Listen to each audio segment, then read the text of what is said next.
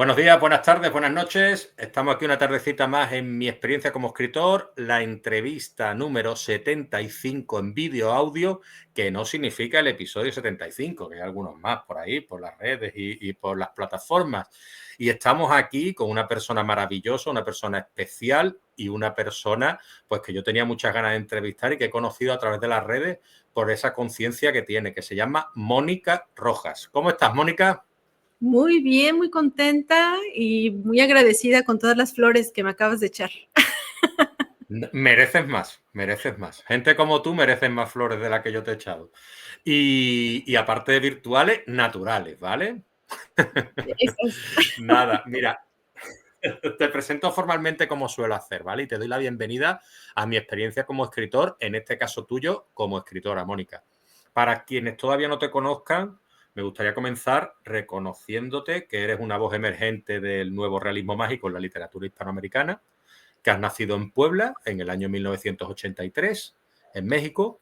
Comenzaste tu trayectoria como reportera antes de volcarte a la literatura. Eres maestra en literatura española e hispanoamericana por la Universidad de Barcelona y realizaste estudios doctorales en literatura latinoamericana en Zúrich. ¿Correcto hasta aquí?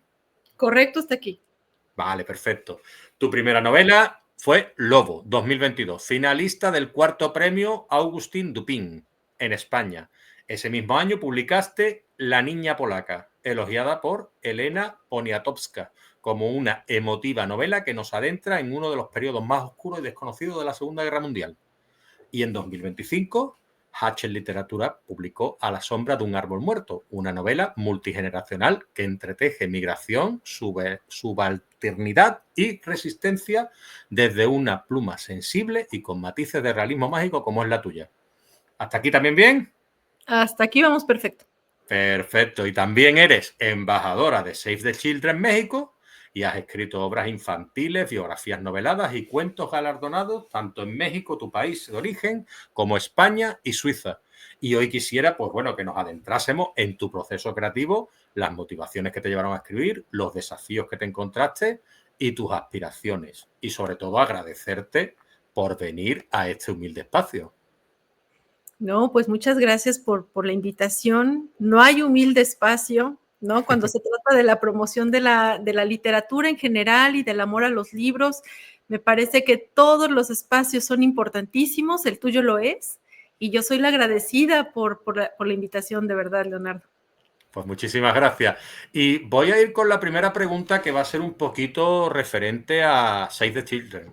Y Save the Children, que tú perteneces, a mí me gustaría que nos hablases un poquito de esa parte más humana que hay en la Mónica Rojas escritora y que está dedicada a esta organización no gubernamental y cuál ha sido tu experiencia y qué es lo que te motivó a adentrarte en todo este proyecto.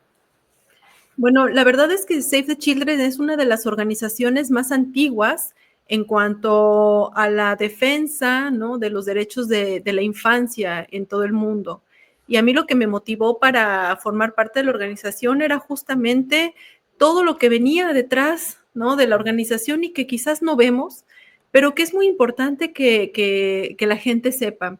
Es una organización que tiene más de 100 años, es una organización que nació en la cuna de una mujer que no tenía absoluta necesidad de adentrarse en estos, yo le digo problemas porque realmente lo son, una mujer que se llama Eglinton Jebb, que se llamaba Eglinton Jebb, y que tuvo la conciencia de darse cuenta, ¿no?, y de accionar pues respecto a toda esta situación que los niños durante la Primera Guerra Mundial vivían.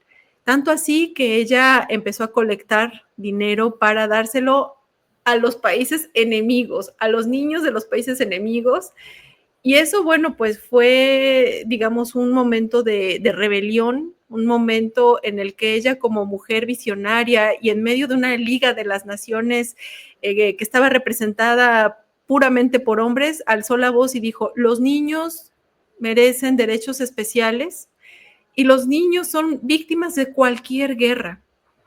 Y esa voz, ¿no?, me parece que ha sido replicada a lo largo de la historia de la organización y cuando llega a México, ¿no? En la época en la que hubo un sismo tremendo, el sismo del 85 que dejó tantas muertes, y bueno, otros desastres naturales y estas cuestiones, pues Save the Children ha estado ahí, Save the Children ha estado trabajando en pro de los niños y las niñas, y justo cuando se hizo este programa de embajadores, que tiene, bueno, pues nombres muy, muy importantes, ¿no? Gente que tiene mucho espacio mediático, como Natalia Lafourcade, está Lila Downs, están actores, actrices.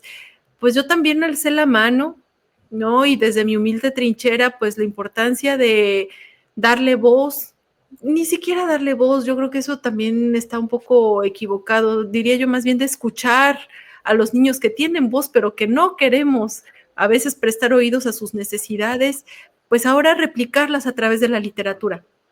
Yo creo que la literatura es un gran espacio para darle visibilidad a eso que ya sabemos, que ser niño o niña tiene muchos retos, y sin embargo parece que nacimos adultos y se nos olvida pues todo eso que representa ser, digamos, vulnerable, ¿no? Los más vulnerables dentro de los vulnerables en una sociedad como la mexicana, en donde los índices de violencia, en donde los embarazos de adolescentes, en donde las muertes, en donde el sicariato, todo esto va en contra del crecimiento y el desarrollo de nuestros jóvenes, de nuestros niños, de nuestras niñas, y es por eso que esa motivación, ¿no? Me llevó a encontrar en la literatura un espacio en donde no únicamente se dice esto que ya sabemos, sino que permanece por más tiempo, porque la agenda mediática es muy cruel y lo que pasa hoy mañana se olvida porque viene algo peor. Y yo creo que la literatura por lo menos permite un espacio de mayor vida, ¿no? Y es así como, bueno, pues hemos desarrollado libros, proyectos en busca de esa concientización a través de la sensibilidad que nos permite también tener la literatura. Pues darte las gracias de nuevo, la enhorabuena por ser como eres, y me maravilla, me fascina. No hay palabras realmente para decir proyectos de este estilo que esta señora puso en marcha y que tú y muchísima gente apoya, y más deberíamos ser, porque los niños es un colectivo tan vulnerable, los niños y las niñas, que es que no debería ocurrirle nunca nada malo. Y estamos desafortunadamente en un mundo que lo estamos viendo y nos estamos en ese aspecto un poco como que, ¿cómo te diría?, acostumbrando a que estas cosas tengan que pasar día a día, y justamente menos mal que hay gente que lucha para que eso no pase y contra que eso no pase, como sois vosotros y vuestra organización y muchas más, desde las que le damos aquí las gracias. Y me voy a saltar un poquito lo que es la cronología que tengo yo de tus obras para preguntarte sobre una de las obras que creo que tiene que ver con todo este tema de Save the Children, que es una que escribiste a cuatro manos con José Hernández Moreno, El niño que tocó las estrellas, y que une sensibilidades distintas en un relato esperanzador, ¿no? Es un libro muy bonito desde cualquier espacio que se le quiera ver, desde la ilustración, desde el diseño, desde la historia. Es un libro que ha permanecido, he de presumir, en el gusto de niños y niñas en México, en Estados Unidos, en países hispanohablantes, donde se conoce la historia de este astronauta que tiene una historia tan increíble, un niño que creció entre los migrantes, padres migrantes que iban a los campos de California, a la pizca del pepino, de la fresa, y por el que nadie daba, ¿no? Absoluto, pues, voz, ¿no? O sea, en México decimos, no daban un peso por él, porque se pensaba que no iba a poder alcanzar sus sueños, a pesar de que a los 7 años pues ya tenía la idea de convertirse en astronauta, y sin embargo lo logró. Es una historia de mucha esperanza, de mucha perseverancia, de lucha, porque durante 12 años a José Hernández le dijeron que no podía ingresar a la NASA, y sin embargo insistió hasta que fue aceptado. Y a mí me gusta mucho esta historia porque no nos habla de cuentos de hadas, no nos habla de magia. La magia está en los libros, está en la educación. Y yo creo que ese es un mensaje muy poderoso, un mensaje que tiene un ejemplo increíble. Es una historia que incluso inspiró una película que pueden encontrar en Amazon, me parece que se llama Miles de kilómetros de distancia, es que la traducción es algo así, y creo que ese libro, pues, acercarlo a los niños, ¿no? Y hablando de toda esta situación, pues permite mostrar con un ejemplo tangible que si bien la circunstancia es difícil, porque tampoco podemos romantizar la pobreza, es posible salir de ella, y no hablo de la pobreza económica, ¿no? O sea, la pobreza en todos los niveles y en todos los aspectos, pues bien se puede uno salir o huir de ella cuando encontramos las herramientas correctas y el acompañamiento, lo cual es muy importante, pues de los padres, de los profesores, ¿no? ¿Tienes ahí a mano El niño que tocó las estrellas? Ese sí ya no lo tengo. Ese no. Bueno, no pasa nada. Pues mira, vamos a hacer una cosa. Es el que voy a poner aquí como portada después, ¿vale? Y así todo el mundo lo conoce, ¿vale? Y te quería preguntar yo, ¿de dónde surge la necesidad de escribir El niño que tocó las estrellas y en qué medida está ligado a tu compromiso con la niñez y con tu papel como embajadora de Save the Children? Bueno, yo a José Hernández yo lo conocí por ahí del 2010. Escribimos un libro que se llamaba en aquel entonces El cosechador de estrellas, y sin embargo el recibimiento entre los adultos fue bueno, pero nos dimos cuenta de que teníamos que llegar a los niños y niñas si realmente queríamos, pues, despertar algo, ¿no? Digo, atreverse a decir que cambias una vida desde un libro me parece, por lo menos para esta servidora, un poco excesivo, pero sí por lo menos despertar algo de curiosidad, un acercamiento con además la figura de un astronauta que siempre es atractivo para niños y niñas y al mismo tiempo pareciera que es algo inalcanzable. Y José además, con la cercanía que tiene con los jóvenes, ¿no? Pues permitió que la historia se llevara a este público infantil de una manera sumamente amigable. Las ilustraciones son muy bonitas, la historia es maravillosa y bueno, esta vinculación también viene de la mano con pues algunos programas de Save the Children que justamente han utilizado este libro pues para acercar una historia sobre todo a los niños jornaleros, a los niños que trabajan en el campo, a los padres, a las madres, ¿no? Que no nada más es importante, por supuesto, el trabajo, que a veces es inevitable porque así se desarrollan las comunidades, pero que la educación también tiene que formar un lugar, parte de una formación, ¿no? Y bueno, pues es así como el niño que tocó las estrellas ha cumplido una función, yo digo, hermosa, ¿no? Porque ha acompañado ya no a una generación, sino a varias generaciones de niños y niñas que se van acercando a la historia. Cada vez son más los que llegan y se acercan a esta historia que parece que no pasa de moda, porque pues ¿cómo? ¿No? ¿Cómo va a pasar de moda una historia tan linda, tan motivacional? Y que bueno, pues ha dejado además en la memoria de los ahora adolescentes, porque pues bueno, fueron los de las primeras generaciones que se acercaron a ella, pues una huella importante. Pues hermoso que no pase y que no pase nunca de moda, si las obras son tan hermosas como esta. Tú participaste en la antología Voces Fragmentadas, que fue editada con motivo de los 50 años de Save the Children en México. Un libro que denuncia la vulnerabilidad y la violencia que aún marcan la infancia en cualquier país, ¿no? Y en el tuyo en concreto. ¿Qué significa para ti que la literatura se convierta en un vehículo de concienciación social en un tema tan urgente como este? Es sumamente importante. De hecho, cuando yo tuve el primer acercamiento con la organización, ya tenía en mente esta antología. Yo soy embajadora de Save the Children desde el año 2018 y ya tenía en la cabeza hacer algo más que una biografía de Eglantine Jebb, algunos textos que sirvieran para concientización, ¿no? Algo, digamos, escrituras menores, entre comillas, ¿no? Por llamarlo de alguna manera.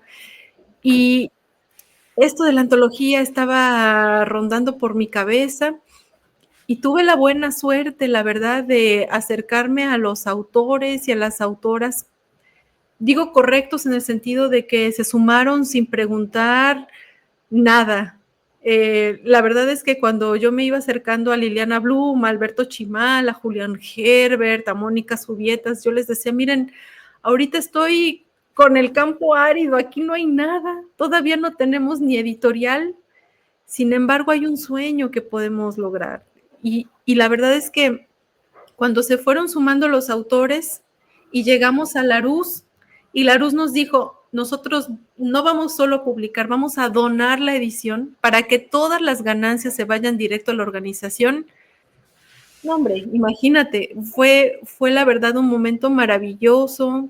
Yo no podía estar más que agradecida. Las ilustradoras que se sumaron también a la realización de esta antología lo hicieron desde el corazón. Y este es un proyecto que resultó ser hermoso y doloroso al mismo tiempo, porque todos los autores y autoras se sumaron con sus propias experiencias o con sus propias vivencias o con las o con el acercamiento incluso desde el periodismo o desde el testimonio o desde lo que los lastimaba, y todo se fue conformando de una manera impresionante. Se llama justamente Voces Fragmentadas porque habla del fragmento, habla de esto que se rompe y que no queda igual, y que a pesar de que uno quiere con el tiempo pues ir sanando ciertas cosas, pues sí, infancia es destino. Y en ese sentido, pues todos hemos sido niños, todos hemos sido niñas, y se nos olvida por dónde hemos pasado, porque pensamos que, bueno, pues los que vienen la van a tener difícil, pero da igual porque es parte de la vida, y la violencia no tendría que ser parte de la vida. Entonces, se conformó una antología muy bonita en ese sentido, con mucho corazón, con mucho compromiso, y pues todas las ganancias del proyecto pues van directamente a la organización. Entonces, ¿qué más podríamos pedir, no? Pues muy bien, muy bien. Y tu primera novela, Lobo, fue finalista del premio Agustín Dupín, como decía yo en la presentación. Eso fue en España. Ese reconocimiento internacional, ¿para ti qué significó y qué enseñanzas dejó en tu desarrollo como narradora más tarde? Fue algo que yo no podía creer, porque fue mi primer novela. Bueno, en realidad, fíjate, fue algo muy curioso. Yo escribí La Niña Polaca y Lobo que casi al mismo tiempo. O sea, yo empecé con La Niña Polaca y después de un tiempo ya era tanta la información y tanto el testimonio que yo dije, hoy tengo que hacer una pausa. Y como yo ya tenía en la cabeza esta obsesión por el boxeo, me fui un año a escribir Lobo, un año y medio, y entonces terminé Lobo antes que La Niña Polaca porque digamos que era como el intermedio, ¿no? En la película de La Niña Polaca. Entonces, bueno, pues sí, al final fue mi primer libro publicado, fue finalista del premio Auguste Dupin, y esto, digamos, fue una motivación para una escritora que además nació en la inseguridad, ¿no? Como muchos nacemos, ¿no? Con la inseguridad de decir, yo no sé si lo que estoy contando sea digno de ser leído. Y creo que ese fue como un empujoncito, ¿no? A la seguridad para decir, sí, o sea, fue una señal, como, yo lo vi como una señal de, vas bien, ¿no? No te duermas en tus laureles, pero vas bien. Y la verdad es que fue muy, muy especial haber recibido ese reconocimiento. Y si no me equivoco, en la trama de Lobo encontramos una trama policial en la que planteas una mirada crítica hacia las estructuras del poder y el mundo masculino. ¿Cómo fuiste tú construyendo ese equilibrio entre lo humano y lo social en la novela y qué querías tú, digámoslo así, denunciar? Mira, la verdad es que desde niña yo tenía en la cabeza la obsesión del boxeo, porque yo tengo muy, muy metida en la memoria, en alguna parte incluso de mis genes, ¿no? Esta estructura violenta en la que el macho, el hombre, el padre, es el que tiene la última palabra y da el último golpe, ¿no? Y en ese sentido, creo que eso fue desde esa edad construyendo la historia de Lobo. Lobo, de hecho, es un jovencito, es un niño, y todas las historias que he estado pues construyendo a lo largo del tiempo siempre tienen que ver o giran en torno a la infancia. Y en el caso de Lobo, de Lupe, porque él es el personaje principal, Lupe, Lobo Quesada, pues creo que la mirada está puesta en él, pero también en esta estructura social que pone a muchos hombres, ¿no? Incluso así, hombres, porque a veces se piensa que es como si el patriarcado fuera únicamente una construcción que hace a un lado la voz de las mujeres, sino porque también hay hombres, ¿no? Que digamos, entre comillas, no valen igual que otros, y entonces los pone en la periferia. Lupe es un chico de la periferia que vive en la frontera entre México y Tijuana, otra frontera, y en un espacio en donde la frontera económica y social pues no juega a su favor. Y es a través de un crimen como él se involucra en el boxeo, y a partir de ahí hay ni siquiera lo hice de manera consciente, pero hay una crítica social, por supuesto, a un sistema que vulnera a estas personas que están dentro de la periferia, fuera de la periferia e incluso dentro de una estructura machista, ¿no? En donde no hay una mayor exaltación que la que tiene que ver con la violencia y los puños, como es el mismo boxeo, ¿no? O sea, yo estuve leyendo a Joyce Carol Oates para escribir también Lobo, estuve leyendo biografías como la de Muhammad Ali, como la de boxeadores mexicanos como Julio César Chávez, y todos tenían como un punto de coyuntura esta necesidad de mostrarse como más fuerte que el otro, por supuesto, porque es un tema físico, pero también mental. El hijo que quiere ser mejor que el padre, o sea, siempre había una sombra que tenía que ver con la masculinidad y con el deber ser. Y yo creo que por ahí va la crítica del Lobo. ¿Hasta qué punto nosotros somos la sombra del otro?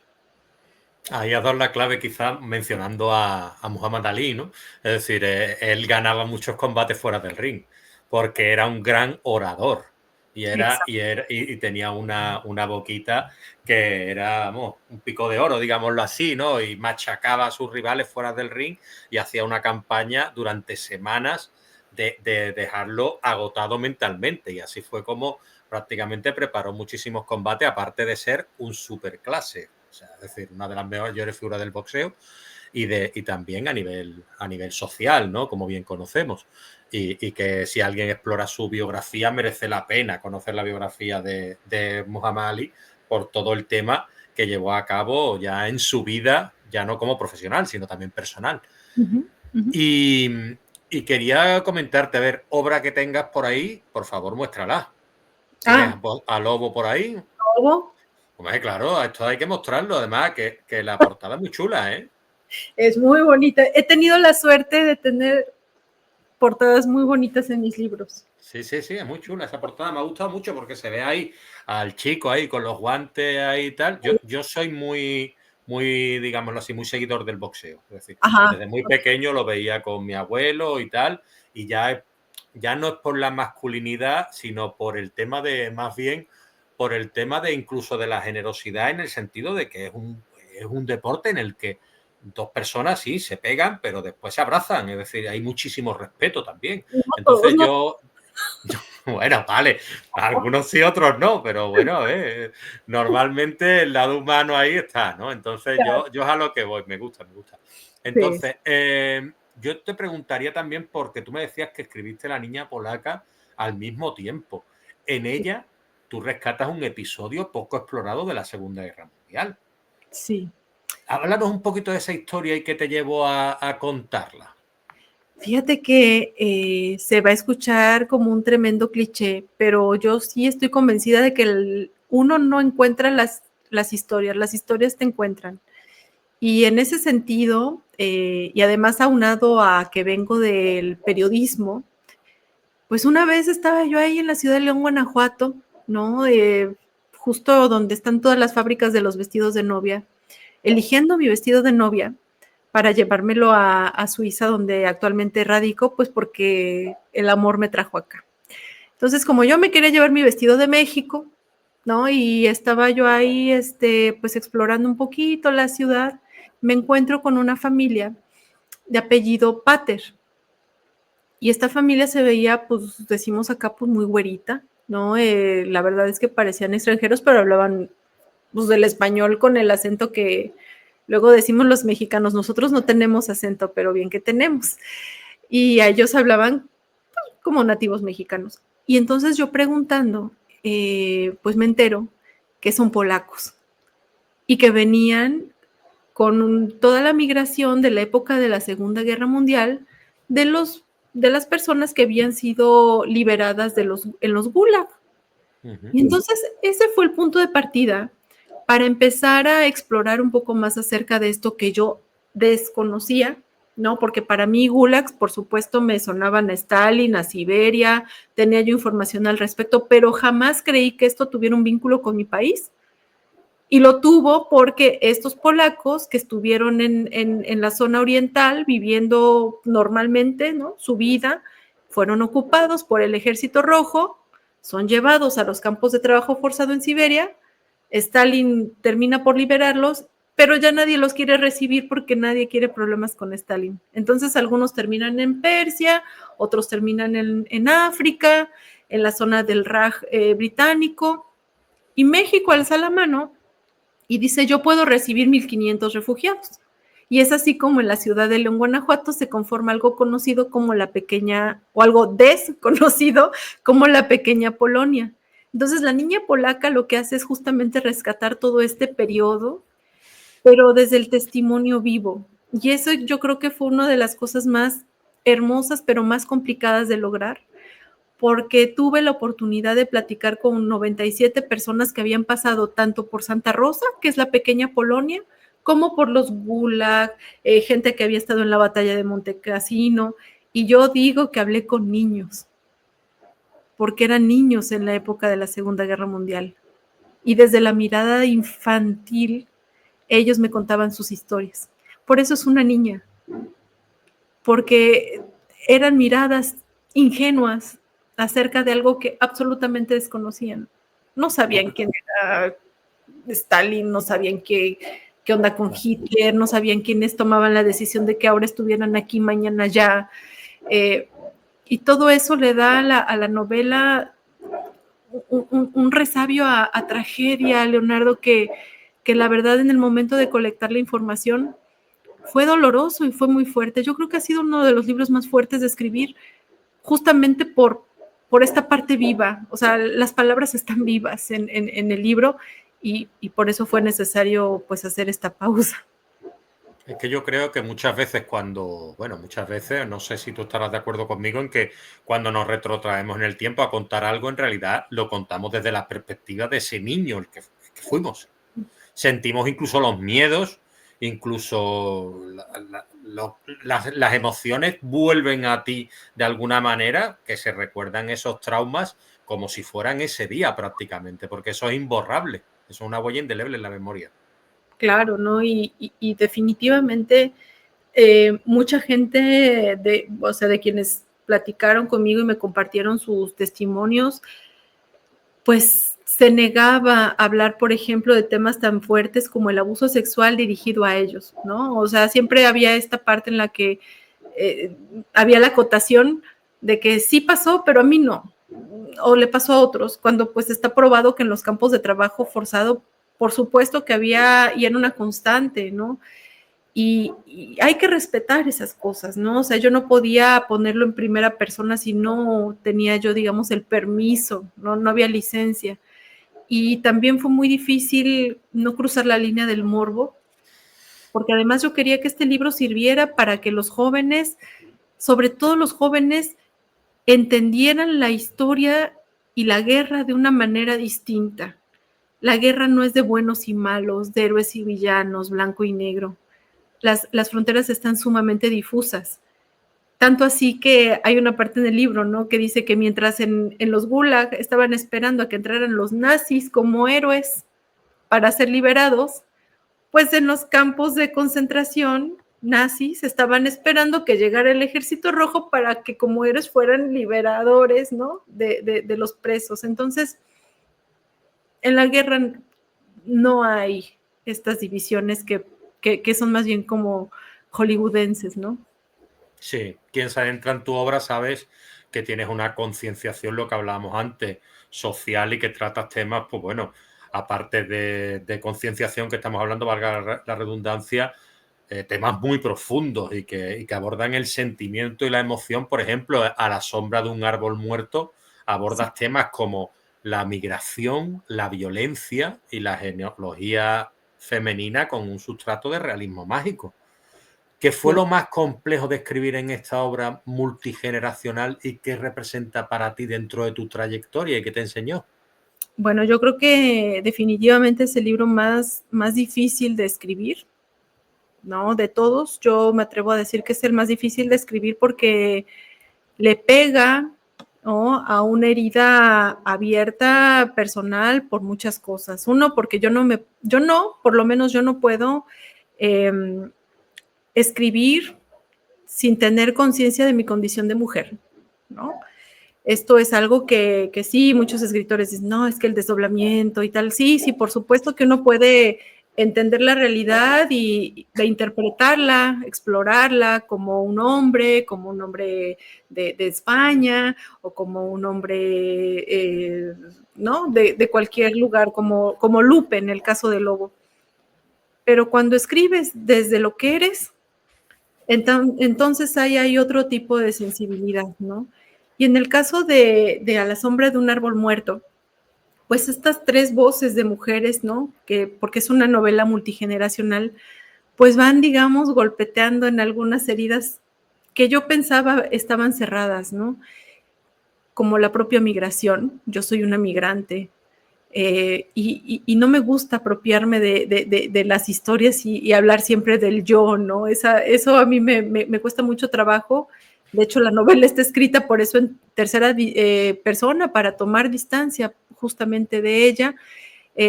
Y yo no sé si lo logré, porque en algún momento fue como meterse a una cueva con una vela,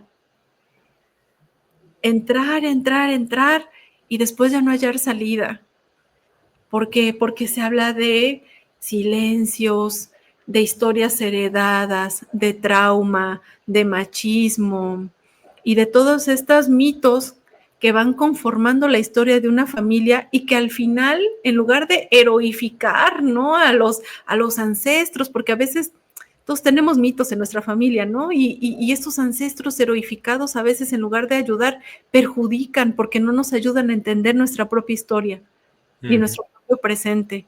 Y yo creo que cuando empezamos a desmitificar la historia, tanto con H minúscula como con H minúscula, entonces la conciencia de nuestro presente es distinta.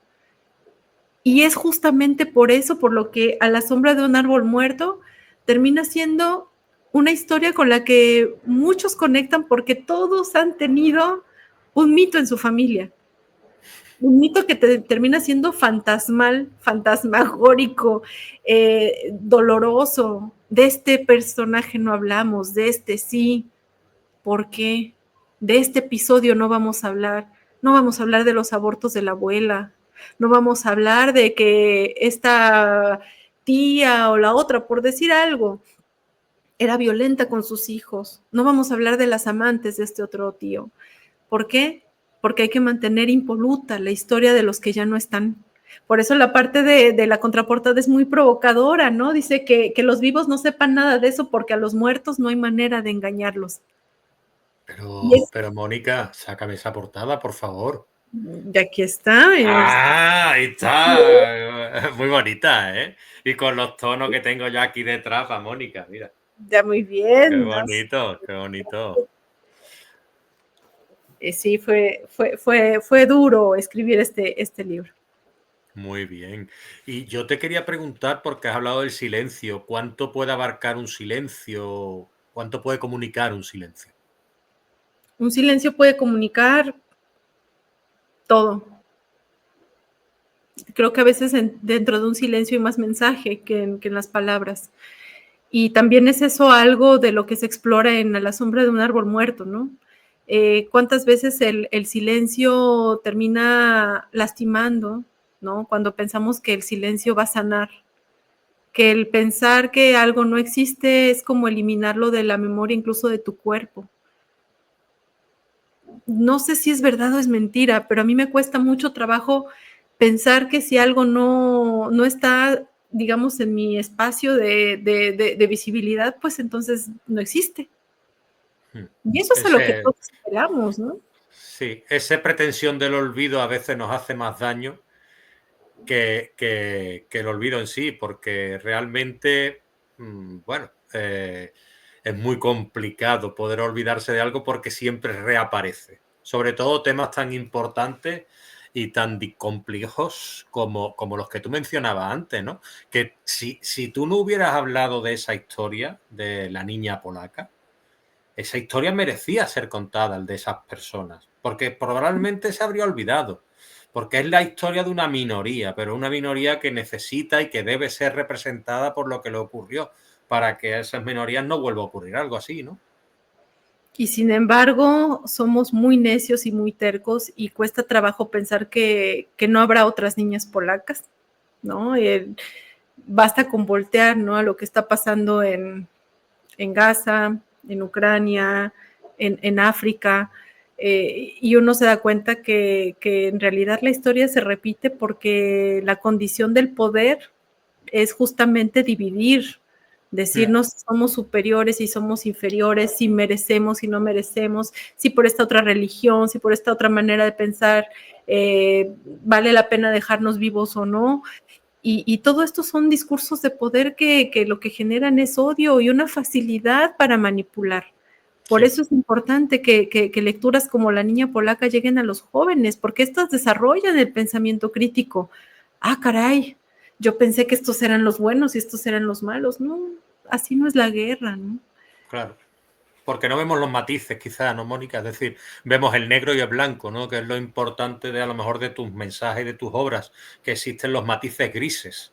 Y los Sí, matices grises oscuros, los matices grises claros, pero el blanco impoluto, pues bueno, estará en algo celestial. Y el negro oscuro tal estará en algo que no reciba luz y que desconozcamos quizás.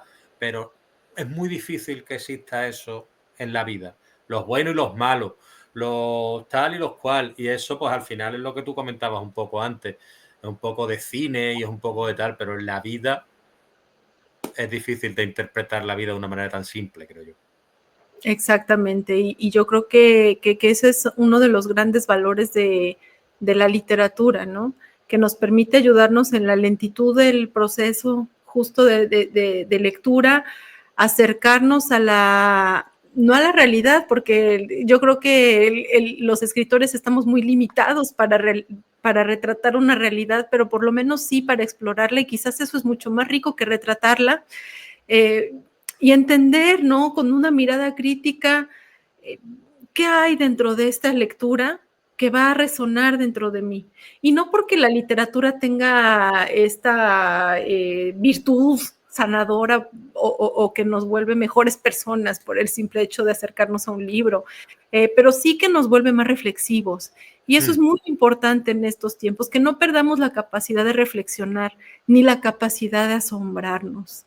Ya hay tanta información y sobreinformación acerca de los temas más dolorosos, ¿no? Que me están aquejando, y sin embargo no cambia nada.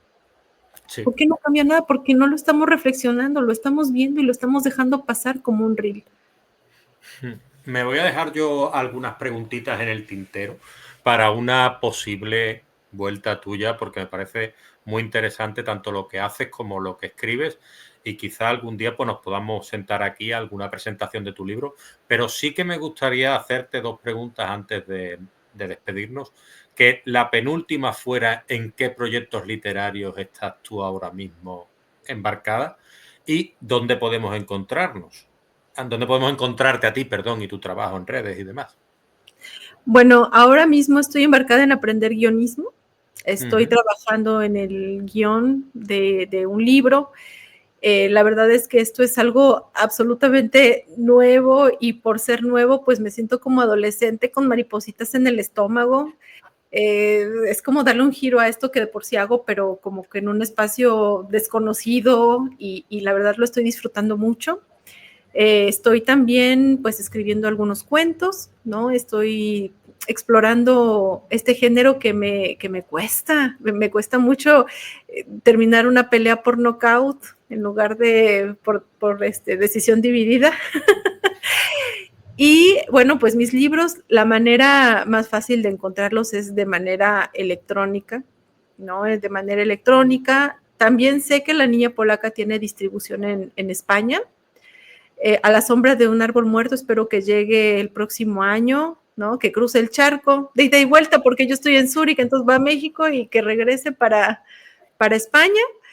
Y bueno, pues me pueden también encontrar en mis redes sociales, en Instagram siempre estoy pendiente de lectores, lectoras, me gusta mucho comunicar y estar siempre pues en constante diálogo, ¿no? Para ver pues cómo han leído mis libros y cómo yo puedo volver a reinterpretar lo que escribí. Perfecto, pues yo tenía pensado preguntarte como última pregunta qué consejo darías a nuevos escritores y demás, pero me la voy a guardar porque hay otra que me parece bastante más interesante y tú y yo, como docentes y educadores que somos, deberíamos hacer aquí un pequeño homenaje a gente como Gema, que tú apareces en tus redes sociales con ella, creo que entregándole uno de tus libros, que es, si no me equivoco, el que escribiste junto a este chico, Hernández. exactamente, el niño que tocó las estrellas. Tú le hacías entrega de él, es una maestra tuya de tu infancia que marcó tu vida y yo me gustaría, como homenaje a ella y como homenaje a esos maestros que nos han marcado y esas personas que han dejado huella en nuestra memoria en la infancia, incluso en tu escritura, en qué manera te relacionas tú con tus lectores más jóvenes y demás, y qué lugar ocupa todo eso en tu memoria. Bueno, Gema es una persona y es un lugar de mi memoria ya. Gema es un lugar en mi memoria y es ese empujón constante que siempre pues necesito cuando estoy escribiendo, ¿no? Siempre que escribo y me trabo, recuerdo el reglazo cariñoso, siempre cariñoso de Gema diciendo, hey, tú puedes. Y la verdad es que eso es muy importante, ¿no? Es muy importante tener a alguien con quien uno como joven o como joven escritor, pues se pueda acercar, ¿no? De manera amorosa, ¿no? Para escuchar la crítica. Los jóvenes que se quieren dedicar a la escritura tienen que estar muy abiertos a la crítica. A veces es difícil que te digan, este libro no funciona, esta historia la podrías contar diferente, porque además el brío de la juventud te hace sentir que tú ya sabes todo. Y llegan los años, pasan los años y te das cuenta que todo es perfectible. Entonces, cuando tú aprendes y entiendes que todo es perfectible, entonces tienes mayor recepción, ¿no? A la crítica, hay que tener la piel gruesecita para la crítica y para el no. Y siempre los primeros no, y esa es mi personal opinión, sirven más que un sí inmediato. Pues que se queden quienes nos estén viendo y nos estén escuchando con lo que acaba de decir, una pildorita esa de sabiduría de las que yo hablo, con homenaje a Gema y a todos esos profesores que han marcado nuestra infancia para bien, porque cuando alguien está ahí detrás tuya dándote el empujón, en lugar de decirte que no puedes hacer algo, es muy importante alentar a los chavales y a las chavalas para que sepan que pueden llegar a hacer las cosas, para que se motiven. Y desde aquí ese pequeño homenaje, desde aquí esa recomendación que ha recogido de inmediato y de manera perfecta Mónica para dar ese consejo también a las nuevas generaciones de escritores y escritoras. Y nada, agradecerte muchísimo tu paso por este episodio, invitarte de nuevo porque Gema hoy tiene una entrevista después de esta, entonces estamos un poquito acotados en tiempo, pero eso no quiere decir que yo no te tienda el guante para que puedas venir una próxima vez y seguimos hablando de otros temas que me parecen interesantísimos, Mónica. Por supuesto que sí, yo puestísima. Pues perfecto. Pues muchísimas gracias. Un abrazo para ti, un abrazo para Zurich, para México, para España y para todas las personas que nos estén siguiendo en los diferentes países. Y nada, que tu labor es inconmensurable y que me alegro de tenerte aquí entre nosotros, ¿vale? Muchísimas gracias. Nos vemos pronto. Un abrazo. A cuidarse. Claro.